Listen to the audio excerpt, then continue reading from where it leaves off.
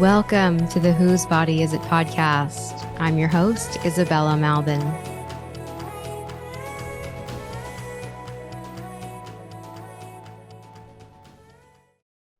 For those who don't know me, I'm a birth worker, a life coach, hypnotist, and a former liberal feminist turned radical truth teller.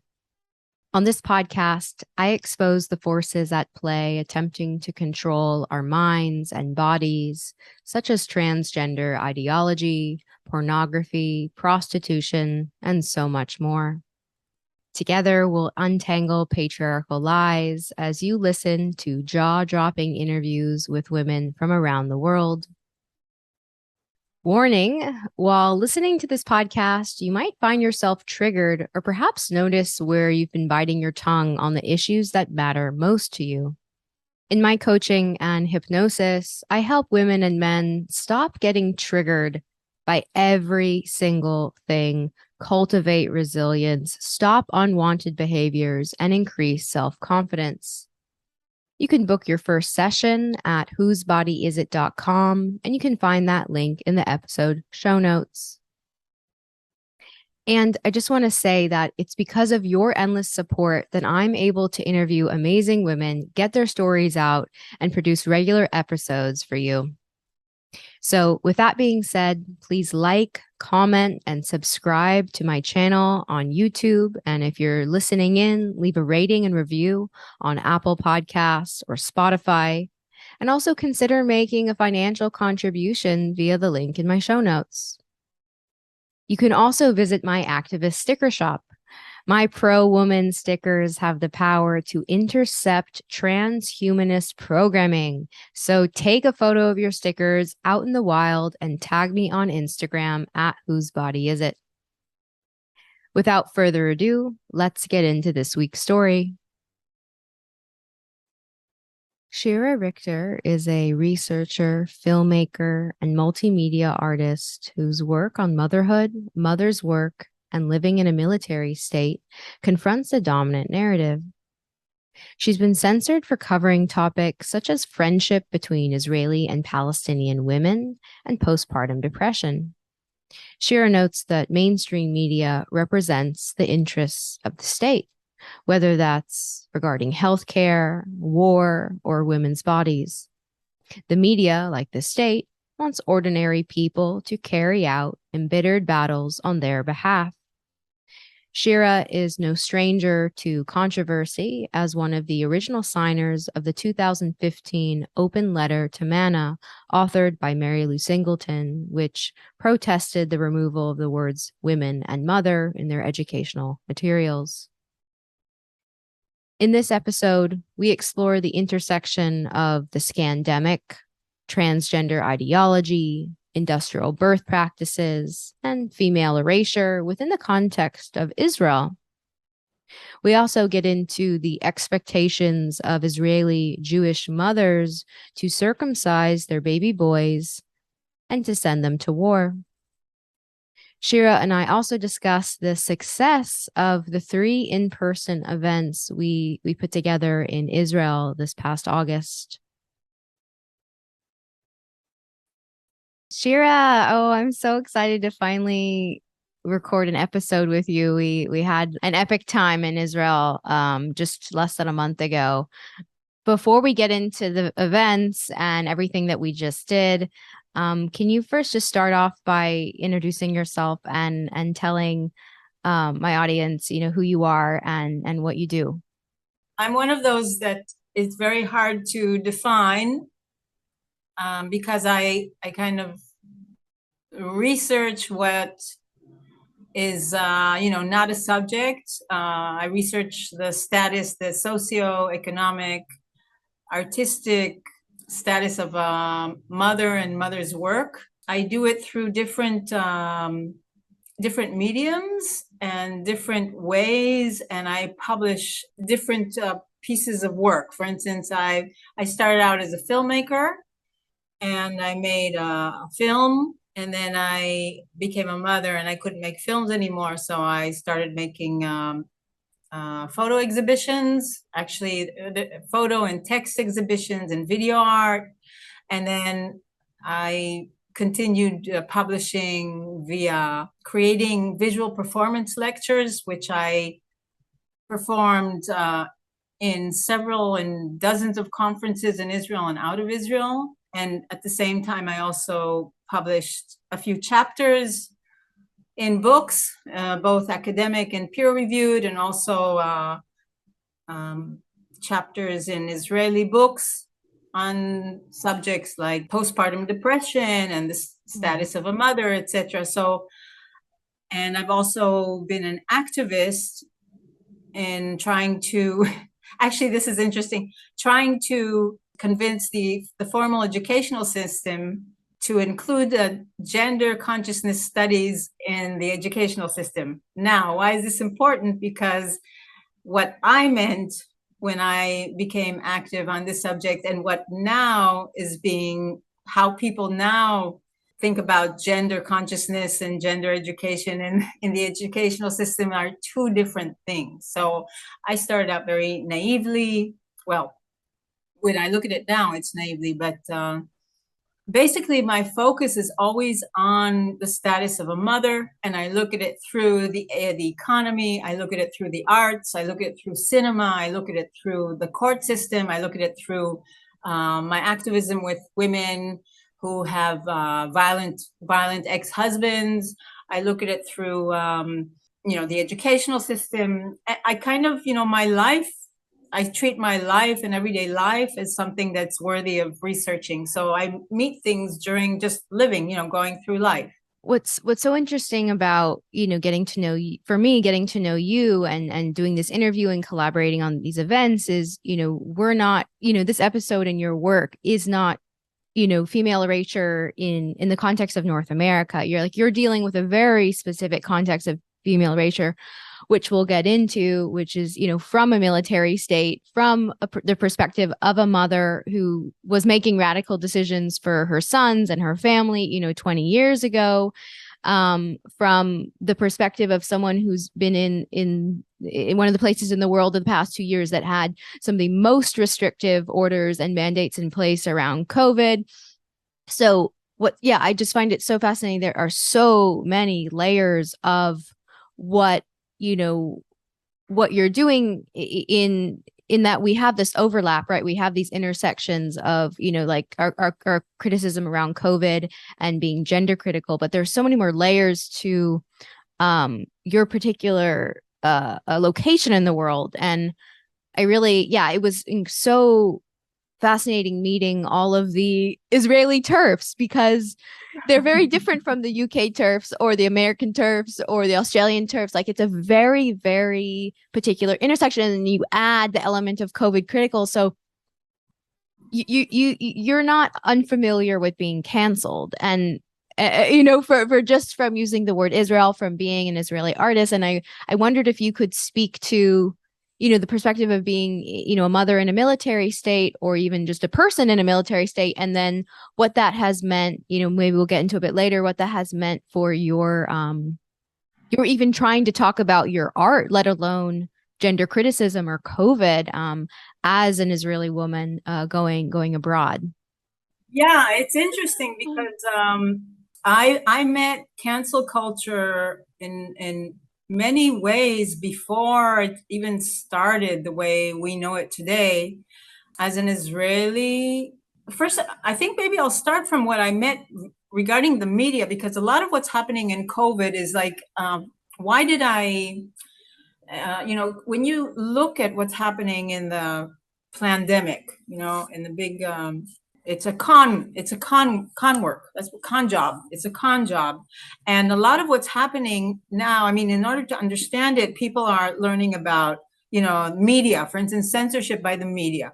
So I met that many years ago when I was a young filmmaker, and I was invited to do a film about two women, an Israeli and Palestinian, who had the message that, Israelis and Palestinians can be friends. And this was in the 2000s.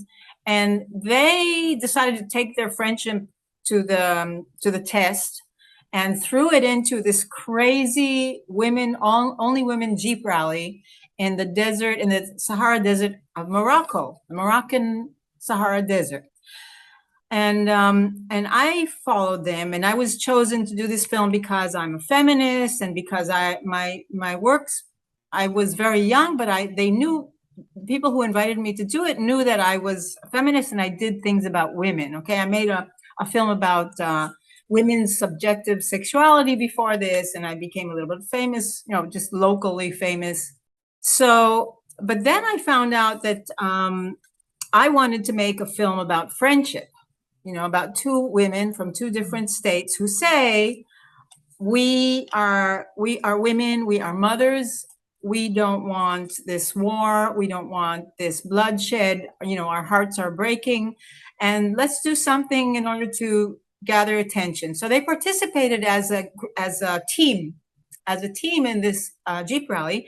And being a team is like the relationship and the communication is really important. Now, a lot of us women are really focused on the need for relationship and communication. So it makes sense. So I followed their trip during the rally.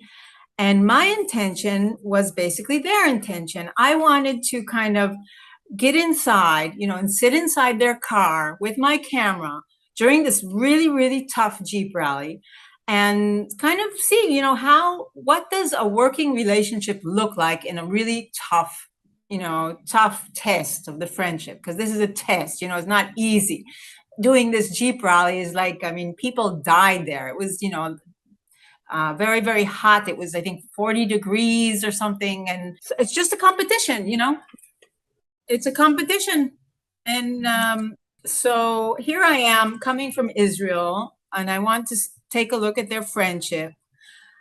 But not only am I a young filmmaker, I'm only a filmmaker. I'm only a film director, because actually the people with the money decide what's actually going to be in the film. So I'm saying, I want to see their friendship, and I want to look at how the friendship's working. And both the producer and the other places and the other institutions that gave me money said, well, actually, make them fight. They're probably not really friends. They're probably doing it just for money or whatever, or for fame. And they're probably just secret service, secret spies, or from the Mossad. And so there was a lot of cynicism from the production company. And also, but the main thing was, we want to make money out of this film. How are we going to make money out of this film? Friendship doesn't interest anyone. Make them fight, like fights sell. That's the idea that was behind it, was that fights sell. And like, these are two women, so it's like a cat fight, throw them in the mud, let them struggle. Let's get some action. Let's get some ratings. Basically, it's money.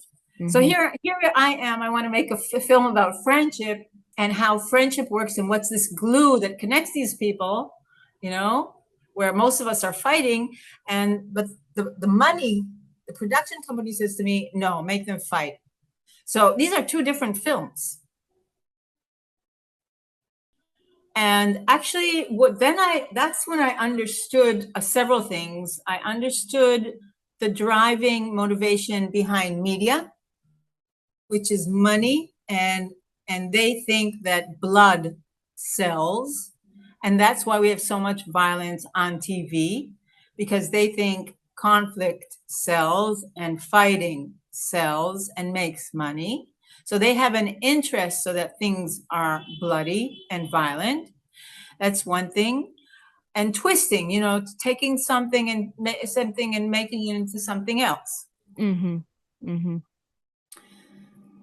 So basically, in a way, I was, as a young director, I was being manipulated and censored. And now what do I do here that I have my hearts belong to these two women? I fell in love with them. And how can I betray them and make a film? How can I make them fight? How can I betray them? So anyhow, the idea that the economy wants us to compete, wants us to fight, and the media participates in this. Those are two things I learned while making the film. And these are two things that are happening now during our COVID thing. The media is the mainstream media. Whoever's been following what's happening regarding COVID, then the mainstream media is censoring any kind of different opinion. I was censored. I wanted to make a film about a relationship, a caring relationship, and I was kind of censored or put into a corner that I had to. I found my way out of it, but I learned that lesson then. And I also learned the lesson that the media decides, you don't decide. The media represents the state. And I kept on, anyhow, these are lessons I just started learning then, and then I just kept meeting this reality more and more as I went on. I met it regarding, for instance, the censorship of my artwork regarding postpartum depression. There's a very, actually, you can show a link actually to an interview, I think an interview that was done with myself and another curator. And the curator made an exhibition on the subject of the reality and postpartum depression. And she contacted several artists, and I was one of them, and it was a group exhibition. And we were invited to a very famous talk show, kind of mainstream. And before we came, I was contacted by the production, researcher, and they asked me about my works, and they asked me to send in copies, very good quality, etc. And this was live TV, and we come in, both of us, and the interviewer asks us all kinds of questions, and then there was a man and a woman, and then the woman asked me, "Okay, Shira, so what works did you bring to the show?" And she meant the art show. Now, from the beginning of the interview, the background, like we have a background here, the background of the show was slides from the exhibition. So when she asked me that question, it just makes sense that I'd look at the slides and, wait when my work is shown and say, this is what I brought, these are the images, and this is what they mean. And so my eyes go to the screen, and she sees my eyes go to the screen, and she says, "Oh, you're looking for your works. They won't be here." And I'm like, "What?" This is live TV. Like, what do you mean they won't be here? And she says, "Oh yeah, we're not showing them here." And I'm like, "Okay, like new information, like why?" And she says, "Well, they're too difficult to digest." So, and my works were censored several times like this, but this is the only time that you get to see how they are censored live. And not only how they are censored live by whoever decides these images are too difficult to digest. Now, people probably think, oh, maybe they are very gory, maybe they're very ugly, maybe they're protecting the viewers. The thing is, the curator said to them when she heard that they censored these works, she said, "Well, you guys, on TV, you show blood, you show violence, you show war, you show so injuries. You can't show photographs of the body of a woman postpartum, photos that are actually extremely aesthetic and very delicate, and actually they remind us of Mother Earth." So here again, we have this censorship of, especially as being women who want to, show the meaning and power of motherhood. Because if I go back to the film for a minute, then the reason I wanted to make a film about an Israeli and Palestinian and women is because my question was, as a woman, and I wasn't a mother yet, but I was asking where, like, we have wars all the time. We always have this war, that war, big wars, small wars, wars that are called wars that are called other crazy names. And I was realizing that as a woman, and as you know, I have a body that makes people. My body makes people. And these people are made by women, by women's bodies. And women spend most of their time and energy on making people. It's not only when you're pregnant, it's not only when you give birth, it's like during all of educational process, you know, till a little child reaches adulthood. Most of the hours of caretaking are done by women. If it's women, if it's us as mothers, if it's most of the teachers in the educational system are women. So it's like, so we know the price, the price tag on life. We know how much we put into it, right? We know how much we invested into it. So I was thinking, wait, if we are the ones creating life and we are the ones investing in life, so we are the ones who know the real price of life. So going to war, when a country decides to go to war, when our leadership, our so-called leadership, decides to go to war, who's the ones making the decisions of on regarding the sacred lives? And as any woman in Israel knows who has a little bit of consciousness left in her after being brainwashed, then anytime there is conflict, it becomes bloody, and you know, missiles go flying between the sides. You won't see any women at the table, none. You won't. You open the TV, it's all generals and all politicians, and all of them are men. All of them are men, totally men, deciding regarding if we live or if we die, if our children live or if our children die. And excuse me, you know, it's like, you know, they say if you know the value of something according to the price. And they do not know the price of bleeding for 40 years. I mean, we don't, even before we have children, we bleed something like 40 years. You know, our periods are for 40 years. So we are ordained to be mothers, whether we become one or not. We are ordained to be mothers by nature. And so even if we do not become one, we are ordained. We have periods every month. Our body, I call it practicing. I call the period of practicing. The body is practicing. Let's, start making the nest and prepare everything. Oh, no, nothing comes along. So we check it out. But our bodies are practicing. So, and I know from my research that our bodies are much more than just, a womb and breasts, and it's much more intricate and it's much more biological, and everything's connected. You can't just disconnect these things. So it's like, where are we when people decide that life is cheap? Who decides life is cheap? Excuse me, men, I'm in a heterosexual relationship. I have 2 boys, but they're the ones deciding life is cheap.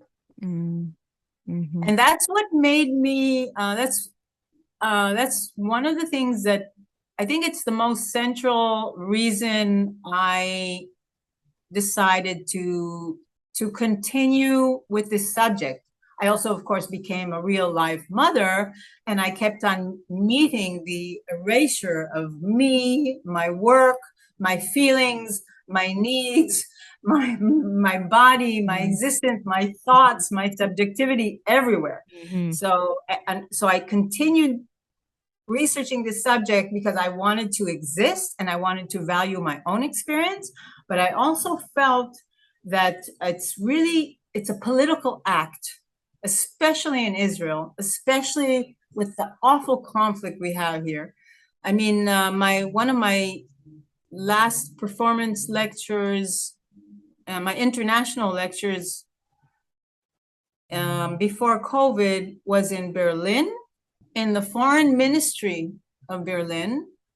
It was during a conference that was included women from Palestine, Israel, and Germany.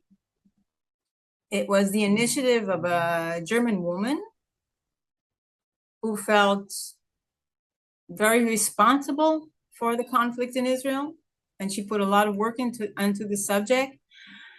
And we sat in the foreign ministry for a few days, and we had a workshop, and then there was a conference. And in the conference, my performance lecture was titled "Conscious Motherhood or Mothering or Mother Work Can Challenge the Infrastructure of War." Okay, conscious motherhood can challenge the infrastructure of war. And what I meant by that is we have power as women and as mothers, but our power is erased, it's ridiculed, it's weakened. We are weakened by society. So when the children become 18 or even 16, they are hijacked by the army, and we're like so exhausted by then that and we're also brainwashed ourselves. There's like you're saying that there's almost like, because of the exhaustion, some mothers like are even eager or relieved for their children to be taken off their hands. Is that what you're saying? Yeah, I think first of all, from the beginning of being a mother, I was you have absolutely very little support. You have very, very little support. And mothering is really hard work, really difficult work. You hardly get any support from the state or from, the culture, unless you're really lucky and you're born into a very warm family, which supports you. And, you're usually in a heterosexual relationship, you don't get much support either from your partner. Because he's working, presumably. He's working. He's also working very hard in order to, usually it's a lot of articles state that, this idea of feminism and equality is really nice until you hit parenthood and motherhood, because as soon as that starts, the inequality just appears, and it's really big, the inequality, because let's start with the physical. He does not get pregnant. You can stand on your head. It's not him getting pregnant. It's not his body changing. It's not his. They know now the changes that a woman's body, not only body, everything, her body, her psyche, her spirit, everything, the whole chemistry of her body goes through when she becomes, especially for the first time, when she goes from not being a mother to becoming a mother. It's like two different animals, totally two different mammals. Also, a female who is not a mother and a female who is a mother, two totally different creatures. Men change too, and they say especially men who are hands-on fathers, meaning they're involved. The more a man is involved, he evolves. Okay.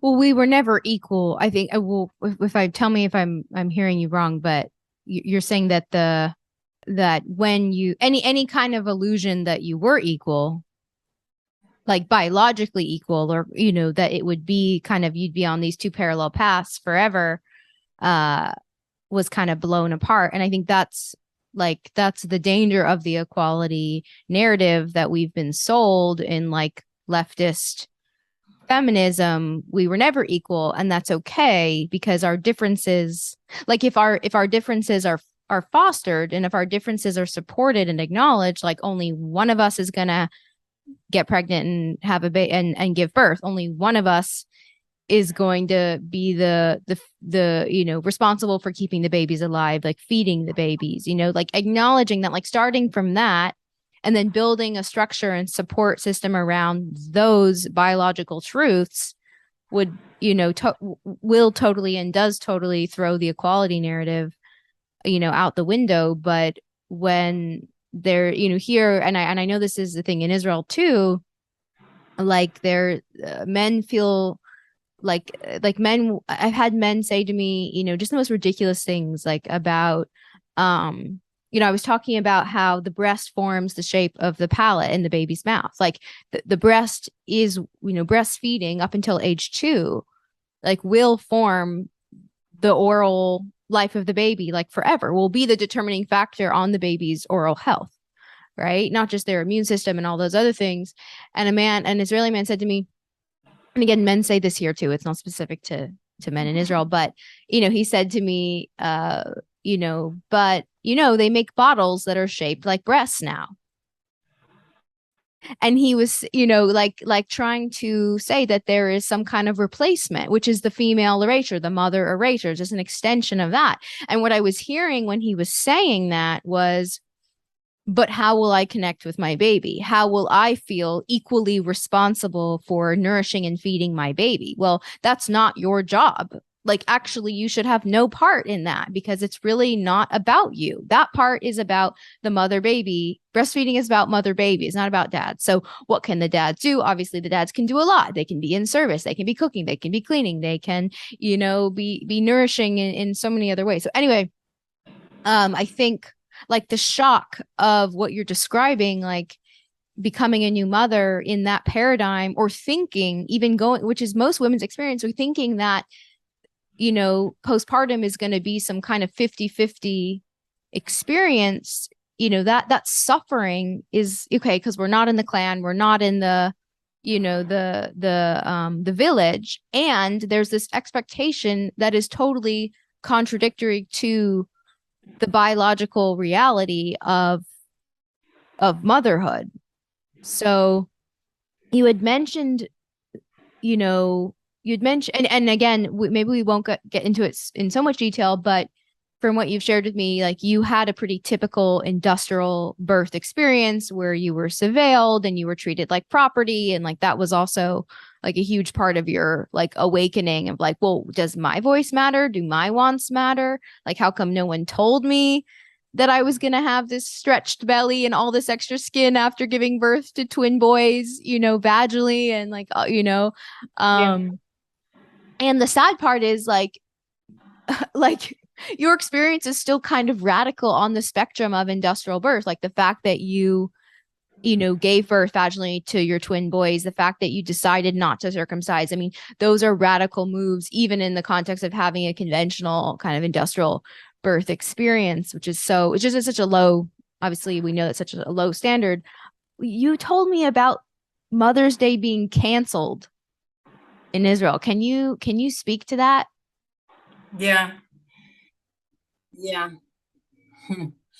um, yeah, so I was researching this erasure of mothers, which started with me in the hospital. I was sitting there after giving birth to two boys in Israel, in a military state, and in a state which usually says, I mean, it's in to have children in Israel. You're supposed to have children. You want children. You're supposed to give children to the demographic in order that Israelis and Jews, our state grows.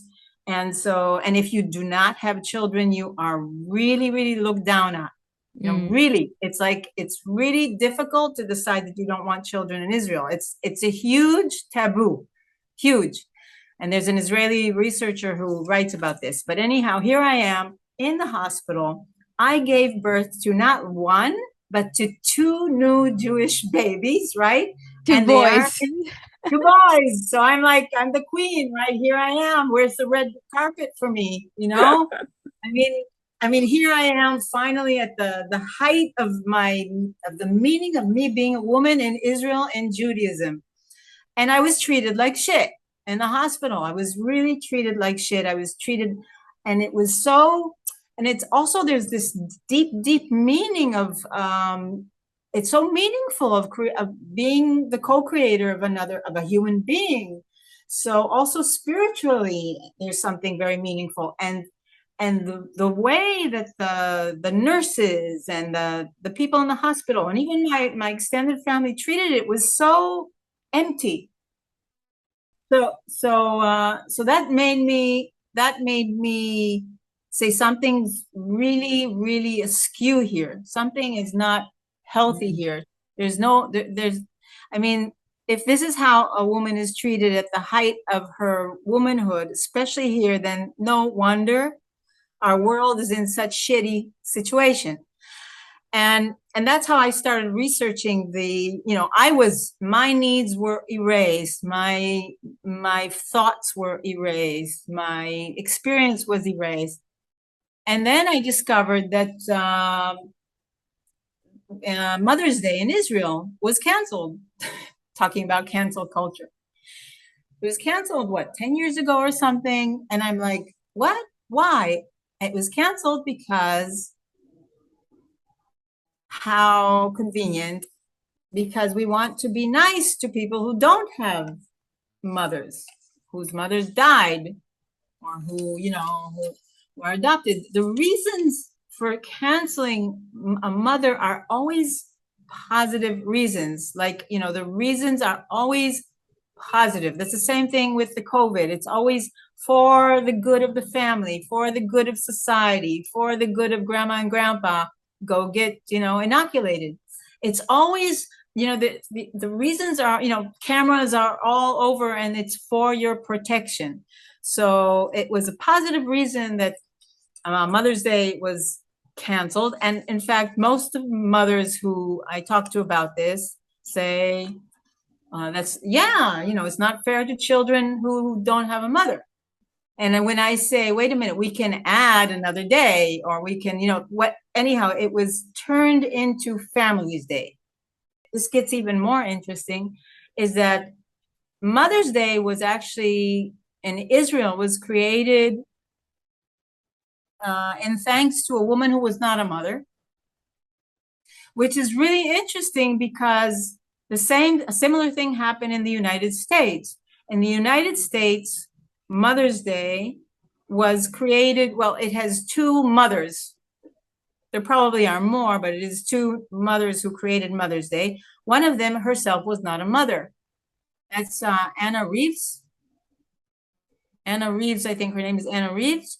She created Mother's Day in honor of her mother, who had something like 8 children and was very active in the Civil War on both sides, meaning tending to the wounded on both sides.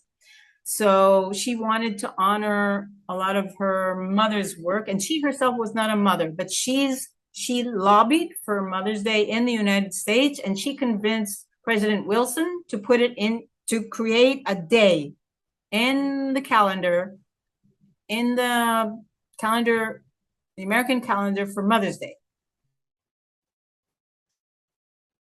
There's another woman who's connected to Mother's Day in the United States, and her name is Julia Ward Howe. Julia Ward Howe is a fascinating story because she herself is a mother, and though she didn't convince Wilson, she didn't do the convincing on the ground, but her story is really fascinating and connects totally to my story, because she wrote the Battle Hymn Republic. It's the most famous battle song, So what would the writer of the most famous battle song have with motherhood, right? Like what? So she wrote this song because she was an abolitionist. So she was very pro the war when it started. But after 10 years, she went 180 degrees and she saw the horror of war. And she totally left that idea of it being a positive thing. She was horrified by war, and she wrote what's called Mother's Day Proclamation. Mother's Day Proclamation actually is a calling for a day, a Mother's Day, a global Mother's Day, to honor pacifism. Here we are, my idea. When I discovered it, this is all connected because I started researching Mother's Day when I discovered it in Israel that Mother's Day was canceled.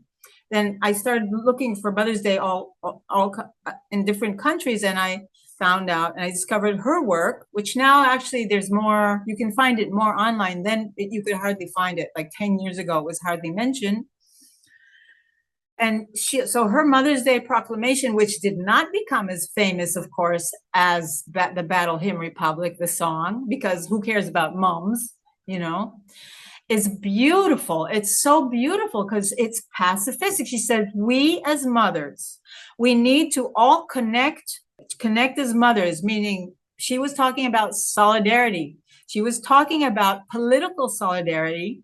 And she says, we know what it is to bring life. She said the same thing that I was thinking. The price of life, it's we who know it.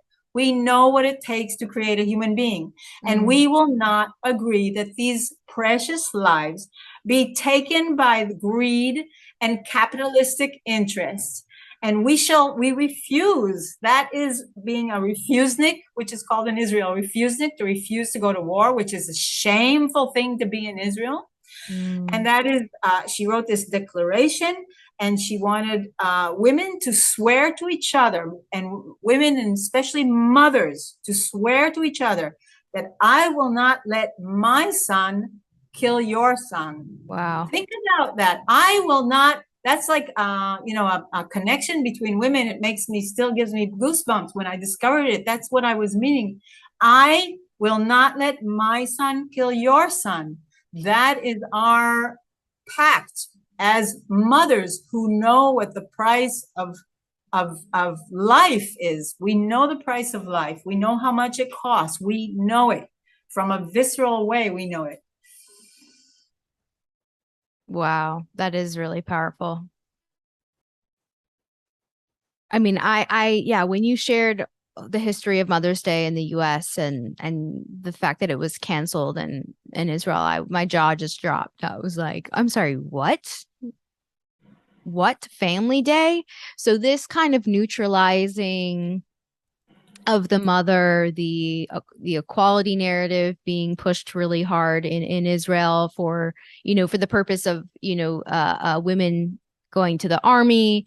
I know that there's been a lot of activism with making sure women get to fight in combat, which is really controversial and something that I with the not even adding in the trans identified kind of layered thing I see as problematic in terms of like liability. And if we're going to say that men are faster and stronger, and have a stronger grip strength, like if we're going to acknowledge that men have an advantage over women in a physical capacity in terms of like in sports or in combat, then we have to acknowledge that on some level, a woman in a male combat, in a combat scenario with men, is a liability for them, yes, for the cause, for the war, for like it's a liability. So there's so much there. But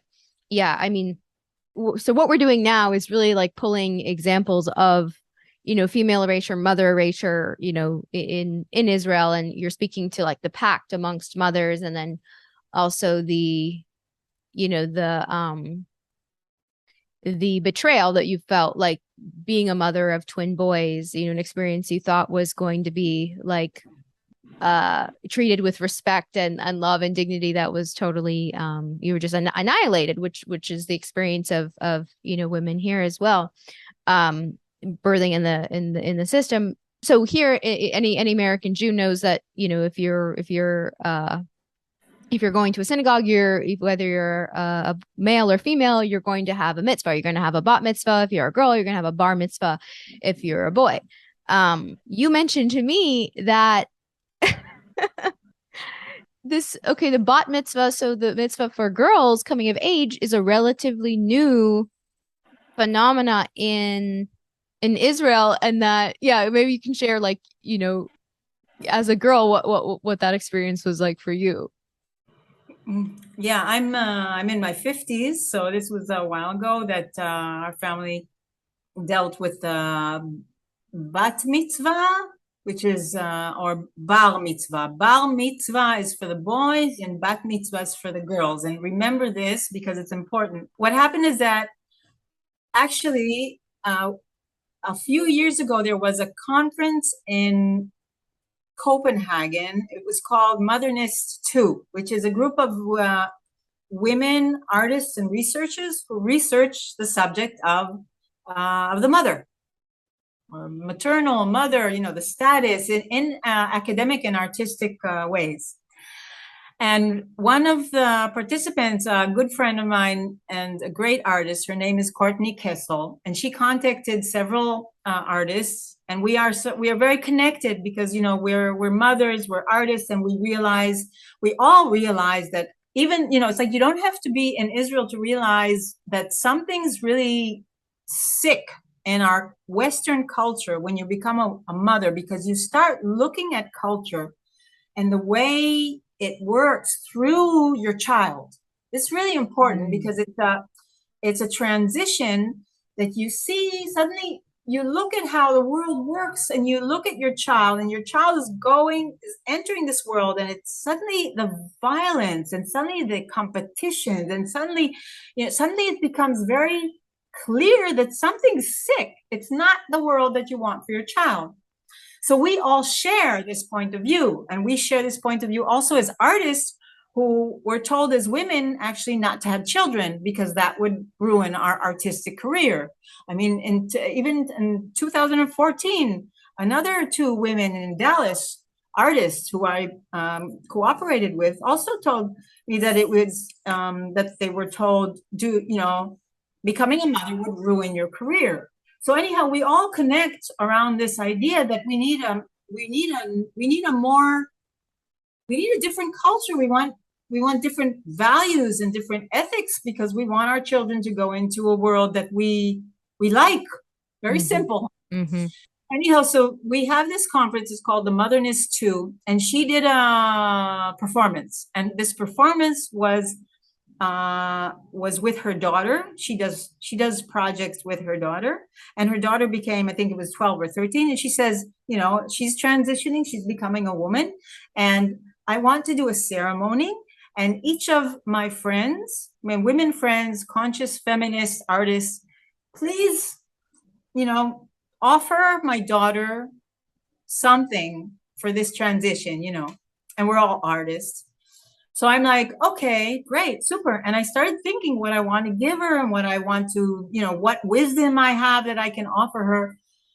And it was a difficult time for me because my boys were in their teen years, and the last thing I wanted was to say something positive. I was so angry.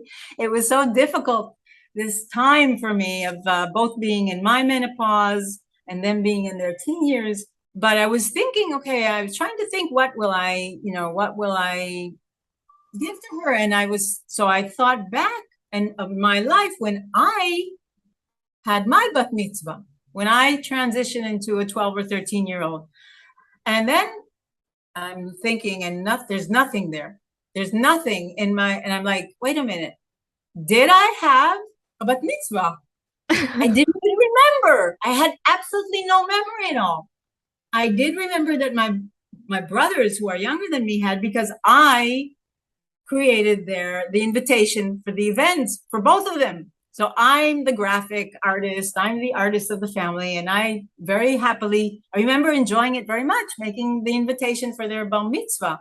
But I had absolutely no memory and no even memory of being put aside, nothing. So I called up my father on the phone and I say, what happened with me? Did I have a bat mitzvah? And he said, oh, this is my biggest mistake of not giving you a bat mitzvah. That's how I learned I didn't have a bat mitzvah. And what's really interesting is how I totally I totally was co-opted into not having one. I didn't even have the need to have one. I didn't even have jealousy towards my brothers for having one. And I was the older one. No need at all. And that shows you how well the brainwashing is working of erasing the female. And why is this so important, you'd say? People would ask, to have this ceremony, it's just a religious ceremony. You don't have to have it, blah, blah, blah. Actually, the thing is, my boys decided not to have the ceremony, which is interesting. The ceremony itself is the boy he gets invited to stand in the most important place in the synagogue, which is usually on a stage next to the leader of the community, which is the rabbi, next to the most important thing in Judaism, which is the Torah, the book, the sacred book, which is, the most important, one of the most important thing in Judaism is the book, the learning. And so he feels, and he's invited to be a leader, and he's kind of given a taste of what leadership tastes like and what it feels like. And anyone who's ever gotten on stage, stood on stage, it's very powerful and scary also. So the community says, come, we want you to think about being our leader soon. And girls don't get that. And that's why when my niece had her bat mitzvah and I was invited to say some things, I was thinking, wait a minute, I don't want to hog the stage, and say all these very important things. I want her to feel the stage. And this is because several years have passed and many girls do have a bat mitzvah. But actually, it's not even called a bat mitzvah. It's called, and listen to this word, it's called bat mitzvush. Vush, bat mitzvush, bat mitzvush. And usually it's very pretty, and a girl likes to get a book of photography, of photographs of her like a model. And it's even treated with a word that is bat mitzvush. It's very cute and it's very silly and it's very pretty. It's not serious.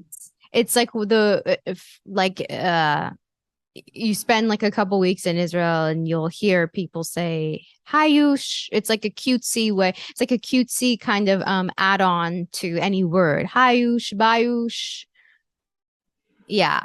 So I couldn't believe when you told me that they can't even, it's not even given the dignity of the like rightful word. It's like, oh, I guess if you want it, we can make some variation, this cutesy variation for you, just to like, it's infantilizing. Exactly. And it would be one thing. Okay, I could get behind. Okay, a male and female. Okay, there would be different initiations. I can understand that if the ceremonies would be different. Like I could understand. It's not that I think that they need to be exactly the same, but it's the infantilizing and the element of it, and that there is a hierarchy in place with of how it's even talked about, the way that it's just kind of added on a bit later as a kind of an extra, and then also the naming, like what would be the bris, for a boy if a mother is circumcising. There is not, I mean, very few people do the Brit Milah, like the naming announcement for the girls. Is that right? So like the opportunity, the opportunity to introduce the little boy into the world to the family is through the bris, where he's circumcised, and it's also a naming announcement and a kind of like, hey, this is my son. But when a little girl is born, there isn't an equivalent ceremony where the parents say, hello, this is my daughter, this is her name. Thankfully, it's not normalized that she's, mutilated her genitalia, that we're not dealing it on both ends, as it's horrendous enough to just do to one sex. So there isn't, so I also see that there's quite a gap there, just in the naming, like saying like this child is important enough for us to present and name and announce and share like with the world. We're only going to do that with the boys. Right. Sometimes couples do what they call it, brita, where they do a party. Nobody's cut, nobody bleeds, nobody cries. It's much nicer. Well, sometimes they decide to do it, but it's not in the culture. Yes. Right. I mean, it's miraculous that, your decision not to circumcise your twin boys, like that even admits the kind of the birth experience that was stolen from you, that you still retained like autonomy in that decision. You stood by and really like held strong on your decision as a mother, for that. Because I know lots of mothers in Israel who say that they didn't want to circumcise, their sons, and then they do. So it's one thing to say you don't want it or to prefer it not to happen. It's another thing to make sure at all costs, even the cost of the marriage, right, that it not happen. Well, in my case, I have to be honest. I did a lot of, I did a lot of research about the circumcision, and I knew what I wanted, but I went to my partner and I said, I'd like to not circumcise, but to be honest, because I am not a male and I don't live in this society as a man, I have no idea what the experience is. I don't know. So I said, I wasn't that brave, I think, because I said to him, your decision means a lot to me. And I think I kind of gave over the decision to hit the final decision to him. Oh, Now, wow. yeah, because of that. And I was, we are very lucky because he was extremely, extremely against doing a circumcision. So extremely against. And we were very united in that decision, which was very nice to be united because we had to stand and deal with a lot of opposition from our family. That's really interesting. So, but knowing what you know now about circumcision, like assuming maybe more now, I mean, it's like pointless to say what you would have done, but that's really interesting. So it actually was the conviction of your partner, like that it sounds like you could have been convinced you would have given it over to him, which is really interesting.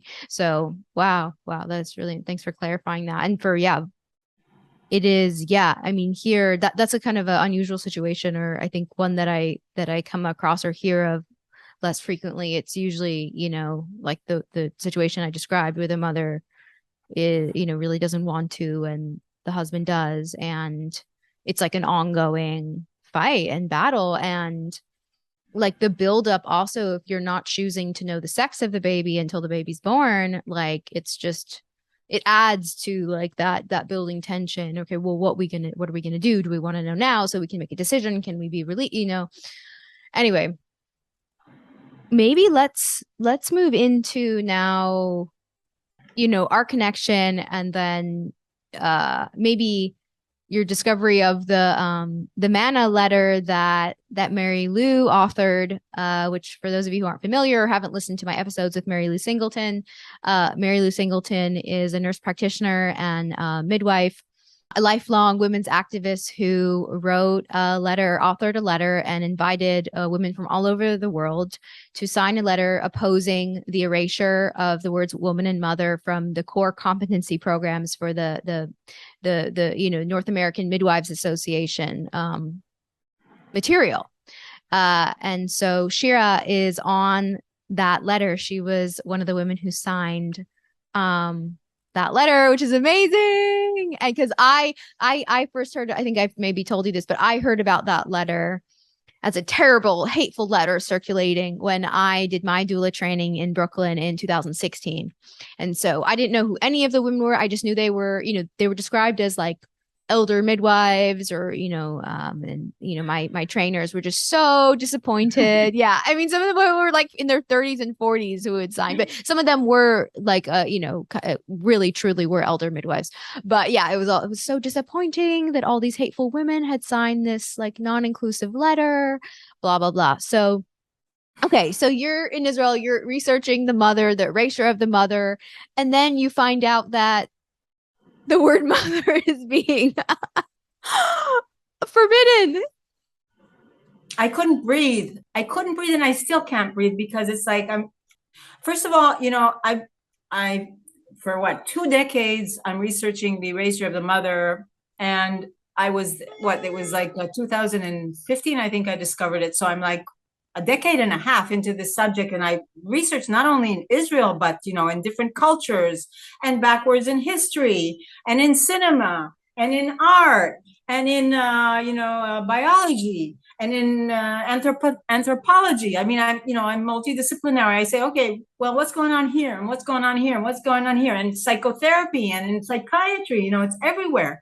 So these are my colleagues, and I cooperated with doulas and people in midwifery. I mean, in my exhibitions, my photograph exhibitions, we had tons and tons of events, and several of the events were with activist midwives. And I lectured in a conference of midwives and midwifery, and under the title "The Meaning of Pain."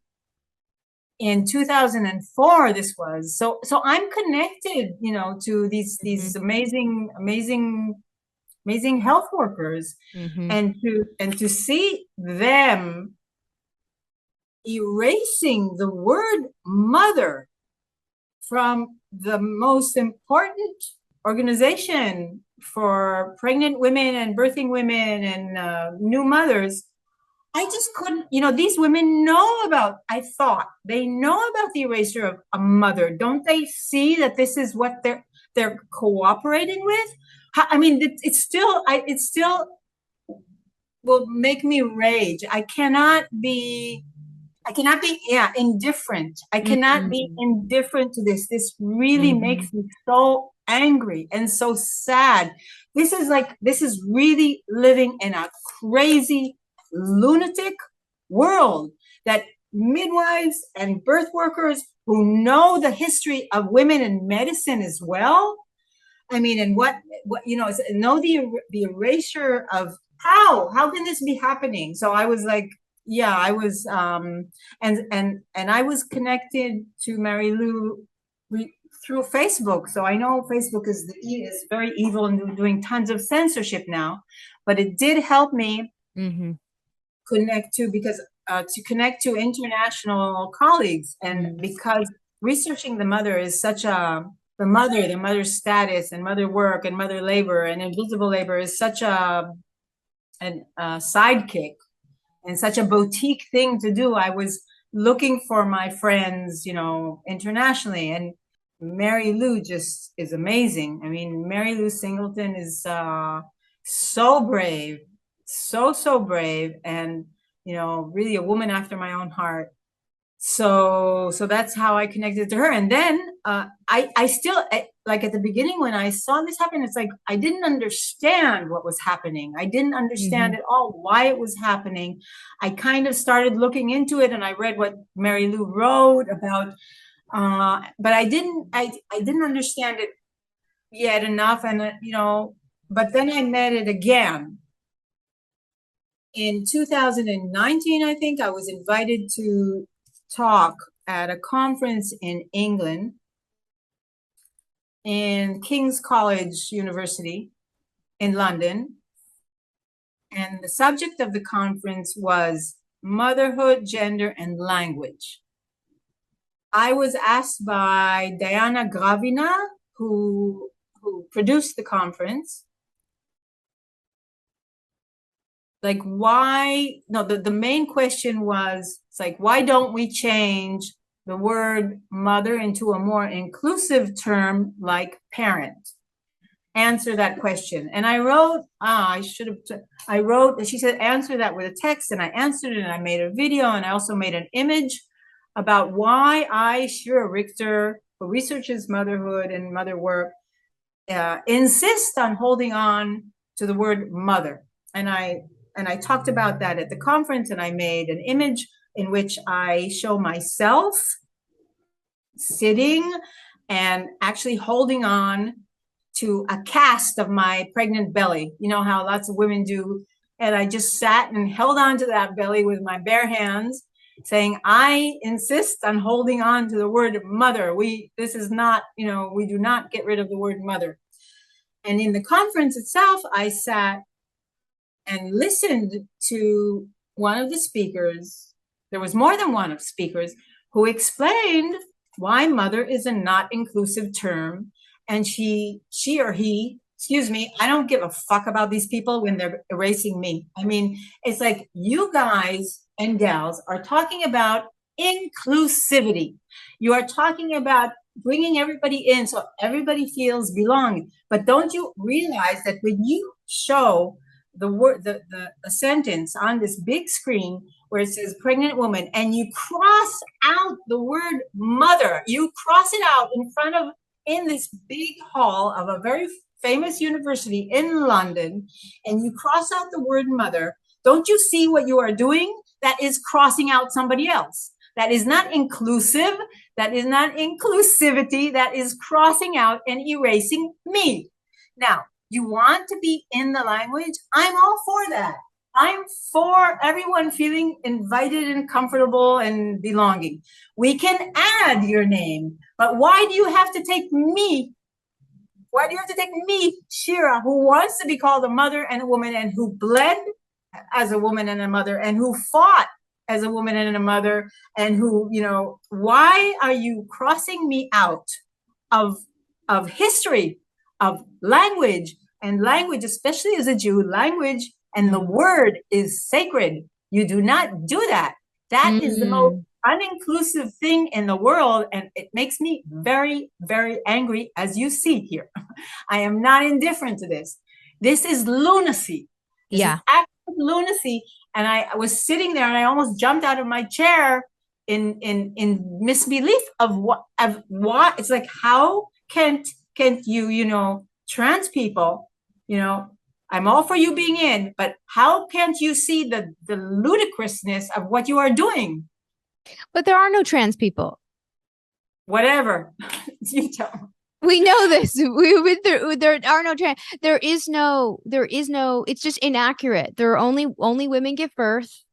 If you're not a woman, you're a man. It's that simple. If you're not a man, you're a woman. There's no trans people give birth. There's no such thing as a trans person. We're a sexually dimorphic species. There are only men and women. So this like adding on extra is just fluff because there is nothing else to add on. There is no other. There's only like I'm totally against the like women and birthing people because there's no such thing as a birthing person. Women give birth, men don't. Like there's no such thing as a birthing person. It's a roundabout, nondescript way of saying a woman. A birthing person can only be a woman. There's no such thing as an independent third birthing person. But I think at that point, I think you're describing maybe at that point you're like, okay, you're still not understanding like the scope of what's going on. You're like, why are you erasing me? If you're talking about wanting to be included, include yourself. Why are you taking me out of the picture in order to quote include yourself? And one thing that you mentioned to me, okay, well, that's nuts. And that makes sense. Like in terms of the timing, 2019, everything is already in full swing.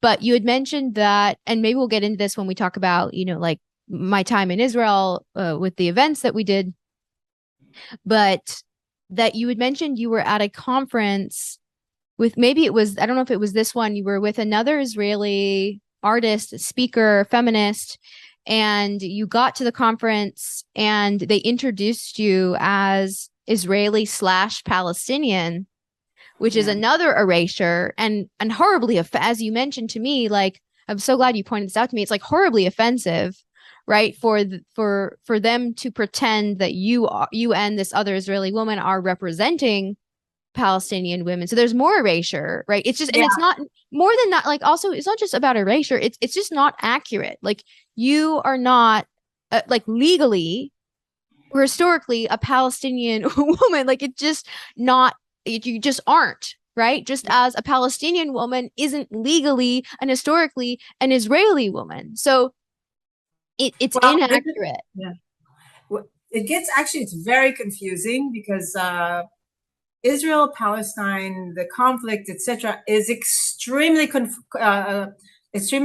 complex. Okay, it's really, really complex. I won't go into it now, but I think the most important thing when I was a videographer for a group of women, they won the Nobel, some of them Nobel Prize winners, and they came as a delegation to Israel to interview many women's groups. about the situation. And they came with very set ideas about, of course, who's bad and who's good. But actually, through about at the middle, through the middle of the 2 weeks or something or more, suddenly I saw their eyebrows going like this, like really like knitting. And they were like, and I say, you see that? That now you're starting to get it. You're starting to get it because you're confused. It's Right. not simple. And in just to what you say about Israel, Palestine, Israel was called Palestine before it was called Israel. So you have many Jews and Israelis who have Palestine and they are Palestinians on their identity papers. So that's just one tiny, tiny fracture of the complexity of this, of even the names of this. So, but yes, you are right about, this is a different conference, just to make clear, where I was there with a colleague of mine, and we were introduced as people, as researchers and academics from Israel/Palestine. And we were confused because at the beginning, we thought, oh, there must be Palestinian women here. Oh, good, we can go and talk with them. But as a Palestinian woman, I would be really, really offended that I am represented by two Israeli Jews. Right. Because, excuse me, hello, they're not, I'm Palestinian, they're not Palestinian. Yeah, so yes, you're right about that. Well, I mean, I wasn't like surprised by this, but I got so many messages when I announced that I was in Israel. People correcting me. I love your work, but you're actually not in Israel. You're in Palestine. Stop using the word Israel. Why are you like, you're a dirty Zionist? Like what, just like onslaught. And I didn't even, I think I made one post about even being in Israel, but anonymous users just like took the opportunity to comment on all my posts, just like nonsense activism, like what they would consider activism, which is just like language policing. Yeah. And my response to that is I was not collaborating with Palestinian women. I'm not in Palestinian like declared territories. It would be totally disingenuous and misleading, like as you described in the conference, to announce to my audience that I am in Palestine. Like the people attending our events are Israeli. I hold Israeli citizenship. Like I am, I mean, I don't know what else to say about it. Like, but just by using the word mega critique and mega controversial, and no one even asked me what I thought. No one was really even interested in hearing really anything I had to say about the conflict. And the truth is, for anyone who is wondering right now, I am not an authority on the Israeli-Palestinian conflict. I am not, and nor do I wish to speak at length about it. Now, what I am interested in doing is continuing to visit a place where I have a history, where my family has a history. I'm interested in collaborating with many of the women that I am now connected with in the state of Israel. And that's just the truth. That's just like where this is at. This is my focus. And any place in the world where people are interested in learning about my area of interest, which is female erasure and exposing transgender and exposing the medical paradigm and the medical tyranny of the past 2 years, like sign me up. So that's exactly, what we did. And I think the irony too of what, just knowing you now and your criticism of the Israeli government and the IDF, like you're not even like coming to this, as like the most devout Zionist, and again, the complexity. I think most people don't even know that that there's a sect of very, very Orthodox Jews within Israel who are highly anti-Zionist. They blame the Zionists for the conflict. So, right, again, just the layers of complexity on this topic. So, I really appreciated all of your, again, like your particular intersection of experience and knowledge and background is just, I find endlessly fascinating. So in that conference, I was still what do you call, young regarding the transgender and transgender ideology subject. And then Mary Lou, bless her heart, connected you and me. And just recently, and of course that was so fun. And you came here and you gave me a crash course that is so valuable. We did our this event where you taught people about the unpacking transgender ideology 101, and I gave an introduction, and we had 3 events, one in Jerusalem, one in the Tel Aviv area, and another one in up north more, in Tivon.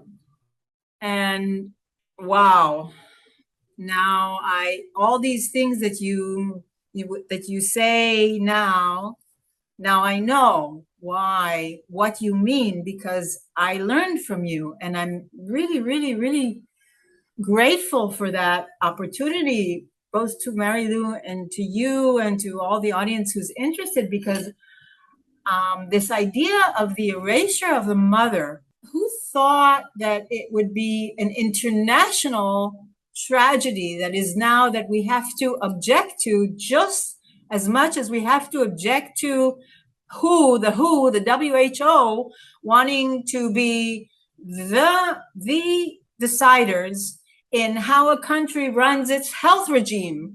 I mean, everybody now who's conscious that this COVID sham is a sham.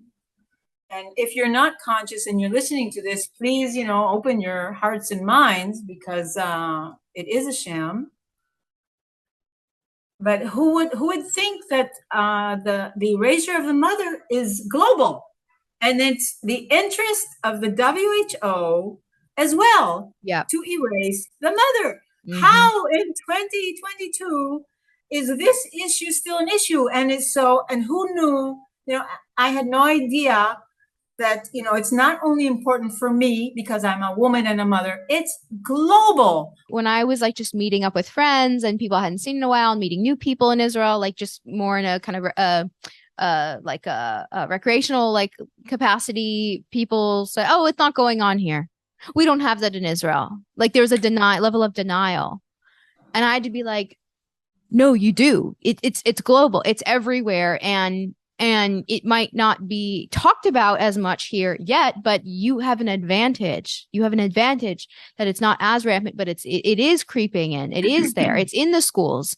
And I only know this because of all the, the audience, the people who came to our events, women, and also, Alex Aaron, who's on the ground in Israel doing incredible activism. She's the gender mapper, and we have multiple episodes on my podcast, Alex Aaron, the gender mapper. And she's exposing all of the clinics who are mutilating children. So it's going on in the hospitals in Israel. They're doing it to children. They're doing it to adults. These doctors have names, right? They have addresses. They have names. Yeah. It's in the army. It's already, so anyone who goes to Israel or is interested in what's happening in Israel, call me. Yeah, contact Shira, contact Alex, Aaron. I mean, there are many, many other women also on the ground who are fighting this. So yeah, I mean, my experience there this time around was, I think a level of denial, oh, you crazy people in North America, we don't have that crazy bullshit here. No, it'll never take off in Israel because Israel's super macho. All of the it was just a level of denial, which is fine, which is why I was there to help, band and connect everyone and kind of say, no, this is an issue, whether you see it or not. Maybe it's a more covert at this point, but it's still there. And it was really, someone who, so I lived in Israel in 2017, and I was really scared to come back because I lost friends there. I lost mentors, people who totally bought into the COVID scam. And I thought, okay, oh my gosh, who am I going to be friends with? How am I going to, is there anyone like me? Where are the people? Where are the men and women who resisted the COVID nonsense, the Israelis who resisted the COVID nonsense? And so to be connected with you through Mary Lou, and then to meet all of your like core resistors, dissenters, was so vitalizing and so encouraging and so hopeful, which again just broke down the stories that many of us have around finding people who are like-minded, finding community, because a lot of us have also bought into the narrative that like we're the only ones, that we're the villains, that no one is like us, and that no one will get us, and no one will share our same opinions, which was just totally untrue. I would say like 99% of the people who came to our events were awake to COVID and who knew that there was something wrong, something going on with the trans agenda, but they needed like just an explanation, right? There Yeah. were very few people who came who wanted to learn about the trans stuff, who bought into COVID. Now, it's not always, you know, a perfect marriage, but it was this kind of brilliant intersection of criticism. And I will just say that like uh, that I have like we have to just note like how I think even more radical it was to resist all the COVID stuff in Israel versus here, given that the relationship, the idea of body autonomy is not like normalized, is not even really like a huge talking point in Israel because of the militaristic state, because people understand the that actually that they don't own their bodies like Yeah. in that political Yeah. social political context. So yeah, it was just what I'm trying to say is that it was just really an honor and like just so amazing to speak to this audience at I this want to time in history. thank you for that. I want to say something that's important. It's because I think one of the reasons we had such a good audience is because I'm a member because of when COVID started. It took me a while, but I understand what's going on, and I'm a member of groups who are active against this takeover, and one of them is called Professional Ethics Front. I'm a member of the Professional Ethics Front, which has lawyers and doctors and activists and professors and ethics people and all kinds of amazing, amazing, brave, brave people. These are the people who want to learn. There's a lot of Mm-hmm. doing going on, Mm-hmm. so it's Mm-hmm. important to say that. Yeah. And Yeah. also, one of the things that your visit in Israel helped to do is to, because I promoted it on Facebook, then number one, I learned how hateful I am for promoting Women. consciousness raising Yeah. regarding the subject of transgender ideology, not necessarily, personal, but the ideology. So I got to feel very fast how I'm hated, how I'm called turf with 10,000 exclamation marks. And actually, I didn't have a sense of humor at the beginning because that was very uncomfortable being attacked by people I know. But Mm. that's exactly what happened when I post things about consciousness raising regarding the inoculations. I get hateful messages or very impatient messages from people I respect. That's very painful. The postings got my adversaries out of their holes, but also a lot of people started writing to me on the private messaging platform and saying, "Oh, you're also conscious of this, and oh, great to know, and come, and we have these groups here." So I want to say that there are more activists here in Israel that now Isabella actually united some more of us. So uniting us is really very valuable. Tal said that what you said to her.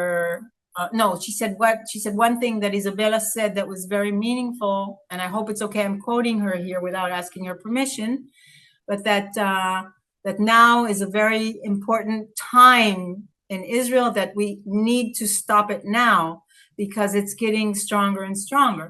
And I just now, a friend sent me two articles that the word mother and father have been erased from the papers of the red.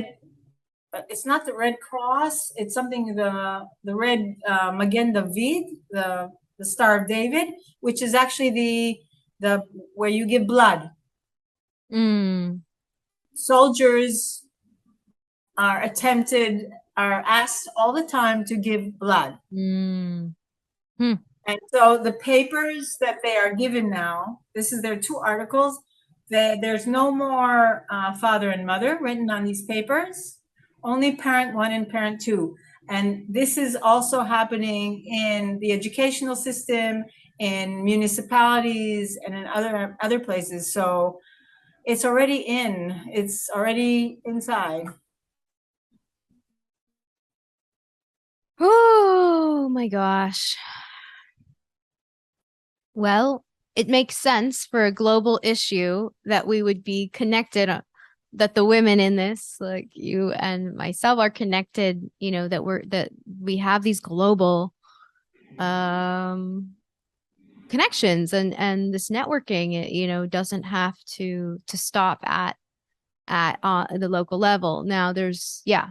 So I think for me, yeah, being there with you in person and doing these events was a real, like, I don't know, it felt integrated. Like, talking about this being a global issue and then going across the globe to feel it as a global issue is an entirely different experience, and it's really important. So yeah, I will always, oh, it was such a beautiful, it was just a really, as dark and disturbing as the topics are that we were talking about, like you said, it really was an opportunity to connect so many women, and for us to, to present our work and to ally, and that, maybe like last thing that I want to say on this would be that no one invited us really, until we started. Like, we were invited after kind of news got around that we were doing these events, but this is something that you and I put together and just decided to do. Like, no institution invited us, no one paid for our expenses. Like, was a totally self-funded. Now, we did have a kind of a low fee ticket that helped offset some of our expenses, surely, but I'm trying to say is, like, invite yourself. Like, if you want to do something like this, if you want to start something like this in your community, do not wait for the invitation. Invite yourself, set it up yourself, collaborate with women in the area. No one is, people don't even know this is something they need to know. So Yeah. who's gonna invite you for something they don't even think is worth their time, right? So my message, I guess with this experience has just been like, invite yourself more places, create these opportunities, because no one is going to kind of lay it all out all perfectly for you. That's just not how any of this, I mean, it's not how it's worked for me. I don't think it's how it's worked for you. I mean, we've both had to carve out space to do the work that we want to do and to talk about the issues that matter to us Yeah. most. I think also that one, after the events and talking about the event introduced me to many people. And also, I think I mean, this is a global thing. I mean, it's totally connected to the COVID thing, because it's big pharma, it's money. They're using the same tactics of don't talk about it, of cancel culture.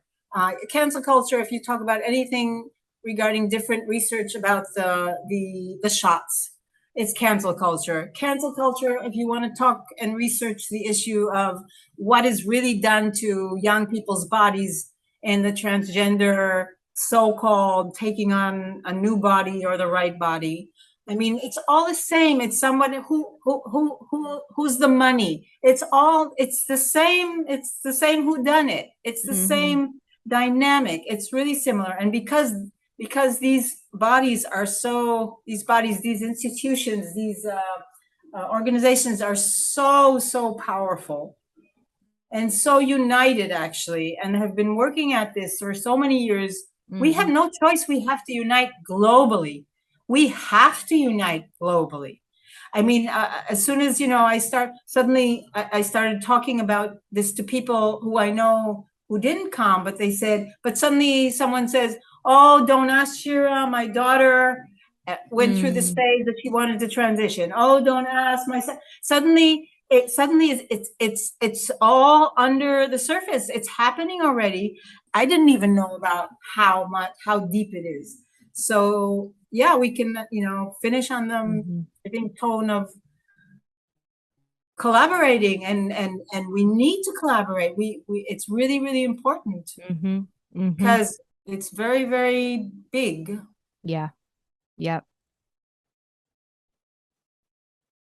Oh, thank you so much, Shira. I really, I loved, a lot of the things that we talked about today, you had already, shared, and we've already spent so much time together, but I just loved hearing even more and more detail and kind of, yeah, everything. It was just such a pleasure. And I'm so excited for women to listen and to share this episode. And anyone who wants to learn more about Shira's work, I'm going to be linking all relevant websites, links in the show notes. So be sure to check that out. Thank you so much, Isabella, for all of your work and for a great, great time. And I wish us luck, with all of us. If you enjoyed this episode and you'd like to help support my work, please share it with others, post about it on social media, or leave a rating and review. To stay in the loop for my latest coaching programs, hypnosis sessions, free resource guides, and more, follow me on Instagram at whosebodyisit and visit my website, whosebodyisit.com.